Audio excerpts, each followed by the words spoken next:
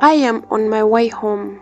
That is the last message Zion's mom and her boyfriend received before she went missing. She had told them that later that night, she would go out with her favorite cousin, which indeed wasn't going to be her first time. However, after she disappeared and the mother approached the cousin the following day, the story was quite a different one. He said that he had not spoken to Zion in years.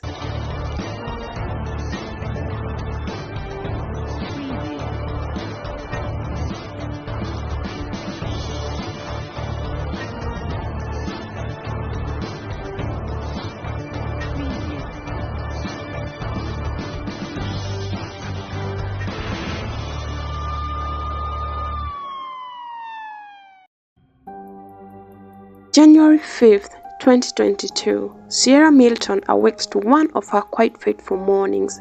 Her oldest daughter did not return home last night. She was to celebrate her 17th birthday that coming November if she had not been faced with the ordeal. She was in her 12th grade at the East Detroit High School. It's not strange that a teenage would be rebellious. She had run away from home in the previous years, not once but twice. On one occasion, Zion ran to her grandmother's house, claiming that her mother's rules were way up too tight, but the granny convinced her to go back home. She had been craving for independence.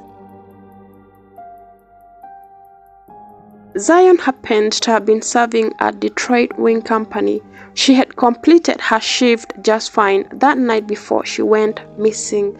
She asked for permission from her mother right after the shift to go spend some time with her favorite cousin, Jaylin. Her mother did not hesitate to agree. The next day, Sierra was alarmed by Zion's boyfriend, asking whether she had heard from Zion. This is because he was unable to reach her. But their mother was surprised too, hearing that the last message Zion's boyfriend had received was at 12:59 a.m., where she claimed that she was on her way going home. But later, after all that, all his calls went straight to voicemail. Vates, that is Zion's boyfriend, later messaged her asking whether she was still alive and that the circumstances were quite distressing. Previously, Zion had shared her phone location tracking with her boyfriend Vates. When he tried to confirm Zion's location, it had placed her just across the streets from where Jaylin lived, and that was around 11:24 p.m. Vates Gonzalez had taken a screenshot of the location because he was quite insecure in this relationship. But when Jaylin was confronted about it, he defended himself, claiming that most likely Zion was using him as a cover-up story while she was already involved with someone else that lived nearby the same street. He even came up with a suggestion advising Sierra to go to the police on condition that she keeps him out of it. However, Vates Gonzalez did not get convinced that quickly. He confronted Jaylin, showing him the phone location screenshot he had in his phone, but Jaylin defended himself with videos from his Ring camera showing that Zion never came to his house. After the mother reported the matter to the police, officers did not take her case seriously. Zion had a history record of running away from home. After the authorities treated the case as a runaway, Sierra had to take the matters into her own hands. She, her friends and family members released a notice for a missing person. The search for Zion Foster was launched. I need your eyes. The police need your help. That's right. We need your help. They held rallies, published posters and flyers, and also engaged the media. At some point, the case became overheated, and so the police were forced by circumstances to step in. The first person they approached, Jaylin, Zion's professed favorite cousin. Location is that she house across the street. I was like, but she was never here. I don't know. But anyway, I can't run to show I think we should never hear. Before we get here, it's my first one, PDAB, 1935 Meyer. Jaylin happens to be a first cousin to Zion's stepfather, who was now Sierra's ex-husband. At 23 years, Jaylin had already become a father of 2 children. And having said that he had not spoken to Zion for years got Sierra shocked, because Sierra believed that Jaylin and Zion were quite close. The times when I left was when I took her to work and we came back, went to get gas. Just basically showing this girl was never in my house. So we believe, man. And she's known to be a runaway. Like, she's ran like 4 times, and every time she got some dude's house. Her mom ghosted. Her mom's just playing it a certain way, and it's making me so fucking uncomfortable. She's known to be a runaway? Yes, I would assume you guys would know that. Not saying you're not their job, just assume she would tell you the damn information. Well, now we know. Appreciate it. Alright guys, enjoy the rest of your night. The police found Jaylin with his long-term partner Katrina Smith. He allowed them to search through his house, and yet he continued to claim that a year is gone by since he last saw Zion. He allowed Sierra to access the video footage to his house ring camera, and in the process, she noted a gap between January 4th and January 5th. This was proof that there was some deleted footage. After some thorough search and questioning by the police, they found nothing suspicious in the house. Jaylin expresses his frustration about being dragged into these incidences about a cousin who he barely spent time with. The police might have been fooled by Jaylin's argument and presentation, but not Sierra. Her motherhood instincts were on top notch. She did not just believe that he was lying, she knew he was lying. He told me he hadn't seen or been in contact with her for 3 years, which is impossible when you were in my driveway and gave me a hug. From now on, her hope lay on something different, checking on the neighbor's doorbell cameras, and after checking on one of them, a white sedan was noted driving into Jaylin's driveway at around 11:30 p.m. 2 individuals get out of the vehicle and get into the house, a male and a female. Katrina had been driven to work by Jaylin just before 11 p.m. that night. She was having a night shift at her workplace, and so the conclusion was the female individual who got into the house was not Katrina. It was indeed Zion and Jaylin. Suspicious enough, the same camera never caught Zion leaving.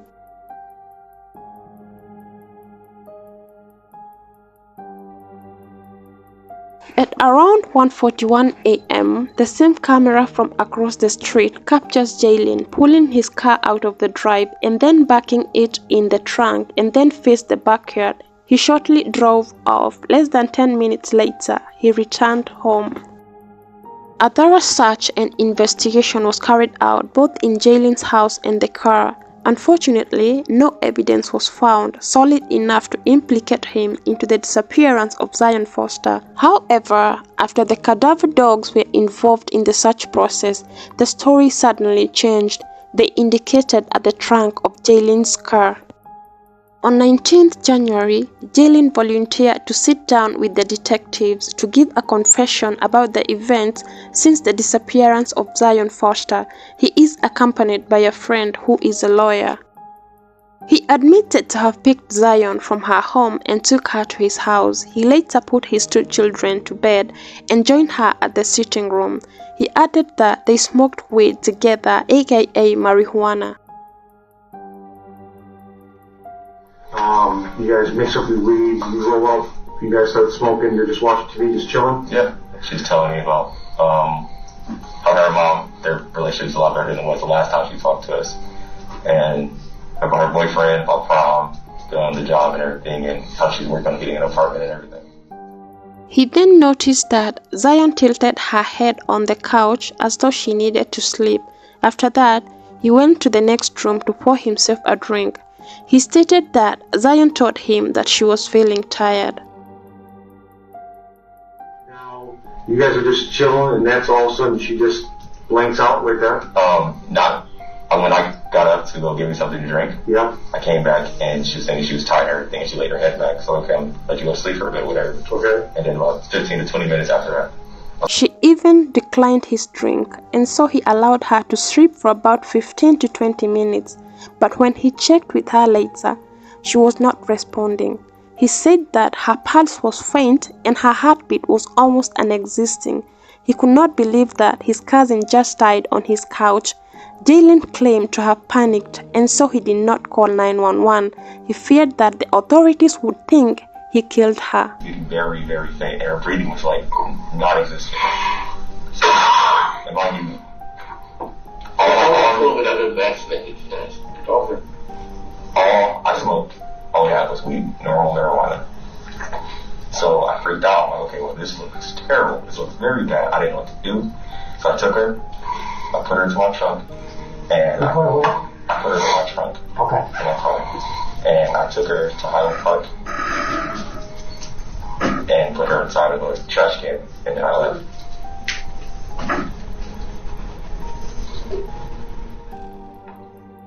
Jaylin took the detective to the dumpsters at the Highland Park where he claimed to have dumped her body. He said that she had been at his house for almost 2 hours before she died, meaning she had died just past 1 a.m. Phone's records indicated that Zion's cell phone had lost signals at around 1:15 a.m., just as Vates, her boyfriend, had claimed. On Jaylin's side, he had told the police that he still had all his cell phone data, only for them to realize that he had done a full phone factory settings. But despite his efforts, his phone records data could still be pieced together. It indicated that indeed he was at the Highland Park dumpsters at around 1:48 a.m. He was saying that Zion's body was to the right, but there was no sign of her.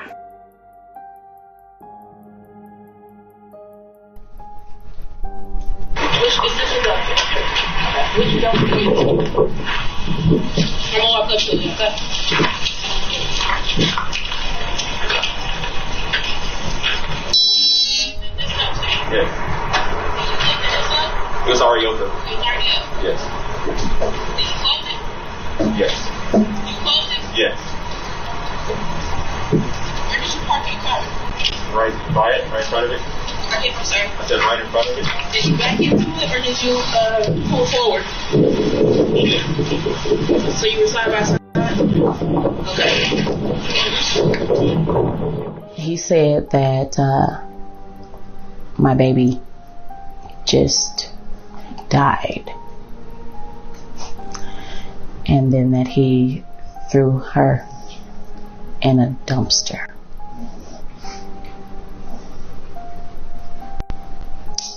Like she was trash. The following day, that is 20th January, detectives continued questioning him, and a lot of inconsistency in the storyline started to emerge. He then claimed that they had taken acid that night. Her response to the psychedelics must have caused a heart attack on her. But without having traced Zion's body, it was hard to incriminate Jaylin and conclude the case as a murder case. But however, he was arrested and put to custody for providing false information to the police. June 2022. Zion Foster's body has not yet been found. Jaylin spoke to detectives again, still with a different kind of story with even more emerging inconsistencies. But this time, only an audio was captured during the interview. He changed the details about them having taken acid. He also said that Zion had not passed out on the couch, but rather on the floor. Well, I left that out about the LSD, but yeah, we both took a hit of LSD, and it must have hit her different, or hit her wrong.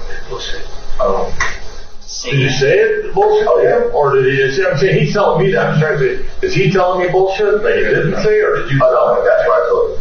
Okay, I feel pressure to just throw something out there before I get out. He claimed that most of the information he had given to the police was just a way to please them by making it more elaborate. The most difficult part of the process just began, the search for Zion Foster's remains. Garbage collection trucks in the whole of Detroit started to specify areas, sorting out among the garbage molds to see if there were any signs of her remains. took more than 8 weeks, with volunteers offering help and support to speed up the process. They work systematically, looking through layer after layer in the hope of finding Zion. Meanwhile, Jaylin is charged with providing false information to the police and has begun to face a 4 years imprisonment. The Detroit Police Department, alongside the FBI, are still seeking for an arrest warrant for murder. One, I did turn myself in. Yes, I lied, but I was not in the right state of mind. There was no way for me to prepare for a situation like that. I was scared. I don't know exactly how she passed, what caused her to pass. I just know 1 minute she was cool, she was fine, she laid back for a minute. Next thing I know, she was dead. I don't know what caused it. I did not cause it or anything like that. I reacted stupidly off of fear and panic like I've never felt before in my life. Literally. You think she dies and then you dispose of the body? Just like that? That was your choice? Did not know what to do. I sat for at least 10 minutes sitting there. Like, what do I do? Who do I call? My kids are upstairs. We just got into this place after struggling for like 2 years to get it, and everything is falling down. I won't have any conversation in this book. And I wish I could take it back. I would have called the ambulance, called her mom, because her mom is so sweet. Her mom is so sweet. And I just know.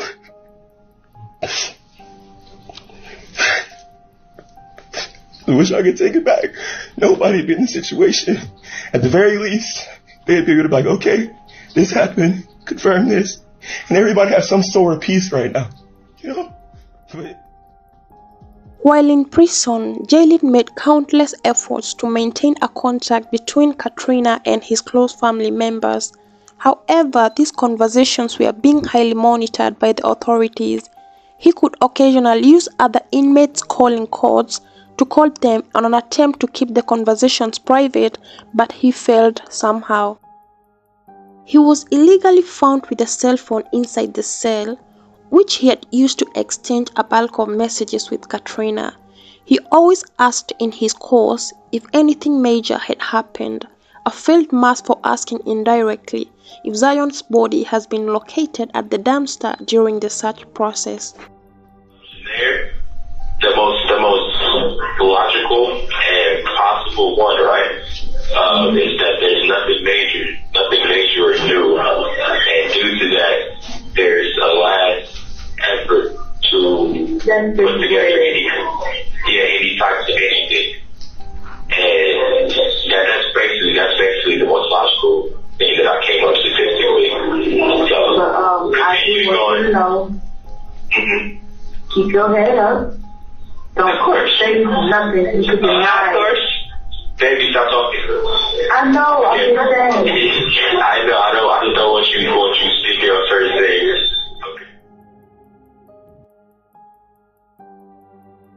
His great concern left many wondering if he feared that in case her body was found, then it would enable the prosecution team determine whether Zion had died abruptly, or if he was quite concerned about the tracing of his cousin. But it was quite obvious he always looked quite relaxed as long as there had been no major developments, meaning as long as Zion's remains have not yet been found. Jaylin served only over 9 months in prison before being released. He was put in a special 90 days incarceration program. The boot camp is more like a military program where inmates who have committed certain crimes can reform and in turn are rewarded with release. Yeah, just relax. Today is the first, tomorrow's the second. That's what it was to stop the COVID thing in here. I'm searching for COVID essentially. And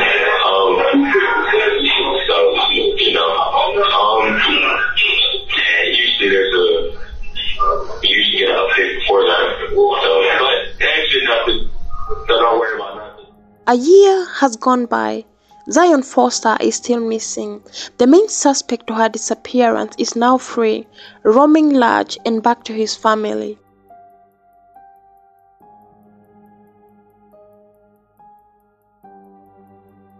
this man free. What? I can admit to this and still be let free. However, this freedom he enjoyed shortly. On the 12th June, a year and a half later, the Detroit Police Department got an arrest warrant. They arrested him on second-degree murder charges and also evidence tampering. On the time of his arrest, despite the factory reset he did on his phone, police managed to retrieve some of the evidence they needed. Google search history had been safely held in the cloud storage. 3 days after dumping Zion's body, that is 7th January, Jaylin did a number of Google searches, including 1. Are garbage trucks also compactors? And then number 2. What is the force of a garbage truck compactor? Number 3. How do police get your phone history? And then number 4 and the last one was, how to know if police are watching you. In addition to these incriminating search evidences, Jaylin had performed disturbing Google searches, including pornographic content, and the search included words such as cousins and step-cousins. After experts were able to retrieve the videos, they were quite violent and graphic in nature. The case approached trial. A preliminary trial offered more insight into the additional evidence after the release of Jaylin. At this hearing, the defendant team seemed to have gathered a more solid and different theory. Gonzalez, that is Zion's boyfriend, had quite some confession.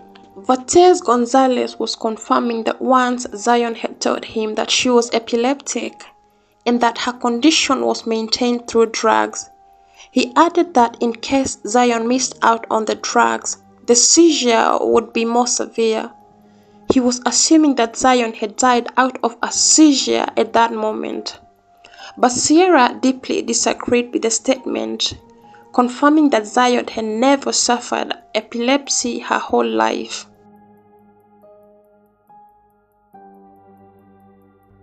Have you ever seen her have a seizure? I think so. Yes, I think so. And while she was having the seizure, explain to me what happened. Just like a little pass out. Like that's it, like quick little seizure, like. And she was passed out. Was she foaming at the mouth or no? Okay, she was shaking uncontrollably? No. Okay, so she was passed out? Yeah, just for a quick second, she was like, get back straight. Her youngest child is the one who had epilepsy, and this was confirmed with a ton of medical history records. On January 5th at around 1:15 a.m., Zion's phone signals disconnected, and from that moment she disappeared with it. But luckily Sierra had an extra cell phone belonging to Zion, and so she handed it to the police. The authorities managed to get a ton of messages Jaylin exchanged with Zion months before her disappearance. Now there are only two people who can say exactly what happened inside of the house that night. One of them is Zion, and she is gone. The other is the defendant, and you will hear that nearly every time he spoke about what happened, his story changed. And although he got rid of Zion's body, you will see that he left behind a trail of digital evidence that is damning and will show you that the circumstances all lead to one and only one explanation for why Zion left his house in the trunk of his car that night, and that's because he murdered her. She also had a history of seizures and taking seizure medication. Now on this particular day, she came over to Jaylin's house. They were smoking. Jaylin told the police after some time that she had shallow breathing and a faint heartbeat. He checked her to see if she was alive, and she was dead. He then feared, because he was doing drugs, which is still federally illegal, that he could be blamed for something, and he panicked. The messages were completely inappropriate and sexually explicit. It was a routine for him to invite her over to his house every time Katrina was away. He had offered to put her up in the basement in case she ran away from home again. He also advised her on how to avoid the police if she ever ran away. The texts were further described as persuasive, complimentary of her intelligence and looks, and also probing and immature. He was suggesting on those texts that other people thought that they were a couple and that even Katrina was somehow jealous of her. He went ahead and bragged on how easily he could get away with women. At some point, he referred himself as a god. The prosecutor told the jury that this was an indication that he had been grooming Zion for years. He had been having fantasies about her and that Jaylin might have acted on impulses on that fateful night of January 5th. On this day, he brought Zion to his house. He had learned that Katrina was pregnant with their third child. Earlier during the day, Katrina had been taken to hospital due to nausea and feeling unwell. So, after she was dropped off at work that evening, the nausea came back and she wanted him to come and pick her up. At this time, Jaylin was with Zion, but somehow he managed to pick Katrina at around 3 a.m. But this was after receiving countless messages from Katrina, insisting that she was feeling quite unwell. Jaylin was busy ensuring Zion disappeared completely. Before picking Katrina up, the only message he had sent her was, "I could. You can make it, baby." As he picked her up, Katrina had noticed a scratch across Jaylin's collarbone. When he asked, he told her that a cat had scratched him that deep to draw blood. Suspicious, Katrina thought. The cat had never scratched anyone that deep before. The trial lasted for 4 weeks in May 2024. Jaylin chose not to testify. The state called 32 witnesses, however the defense did not call any. The case was largely circumstantial but still compelling. Forensics and anthropologists who reviewed Zion's medical history confirmed that the only condition that could have led to Zion's death was asthma. But according to the circumstances of how Zion died, relaxed and peaceful, proved that Zion did not die out of asthma. If it had been asthma, she could have struggled in her death as she tried to fight for her breath. When he brought her to his house late at night on January 4th of 2022, behind the back of his pregnant girlfriend, who was at work at the time, he brought Zion over to his house late that night, and she leaves that house in the trunk of his car on a night where he has an unexplained gash on his collarbone. What do you think happened inside that house that night? She died of COVID? She died of a seizure? There's a claim that he did all this. He did what he did because he was afraid of getting caught for marijuana. Afraid of getting busted for pot.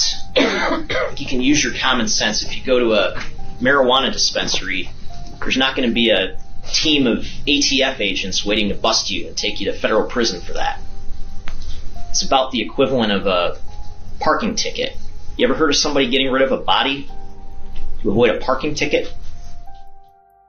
Vertez himself said Zion told him specifically she had a history of seizures.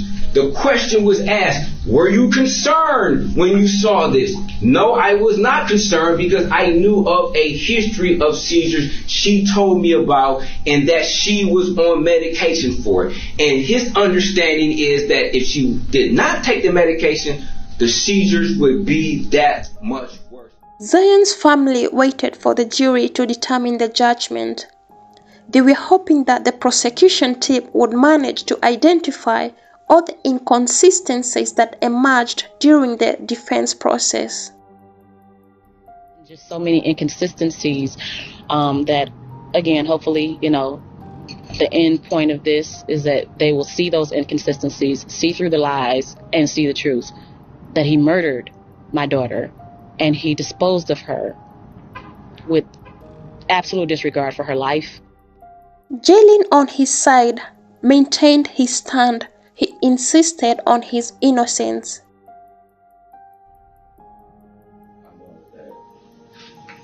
The picture's already painted, of course, and once she gets it, have it in her head, it is what it is, true. But Zion was not in any way violent. That wasn't hurt at all. And they said that I never wanted to apologize, but I never tried to apologize. That's not true. What I said is I know that my apology is worth nothing because you can't change her. But what I did. Before he could announce his decision on the length the term Jaylin would serve, Judge Donald outlined the convict's failure to accept any responsibility for the death of Zion Foster and disposing her body, lying to the authorities and delaying the investigation process. He had also carelessly left 2 little kids alone in the house.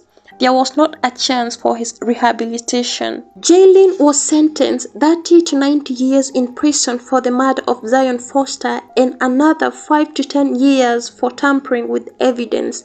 The terms will run concurrently. He was trembling, but man, when it was read, and it was just so matter of fact, I was so happy they saw. She was loved. She is loved. She was fought for. And this is the result. So I'm happy that in the end, this is justice. And for Jaylin, you thought you were smart. You tried to be slick. The people saw you for what you are. You ain't. And I hope you never get out. 2.5 years are gone now. Zion's body has never been found. After a 6-month search by the law enforcement, they finally gave up. Jaylin, on the other hand, is being held in a prison in Wayne County, waiting to be transferred to a general population facility.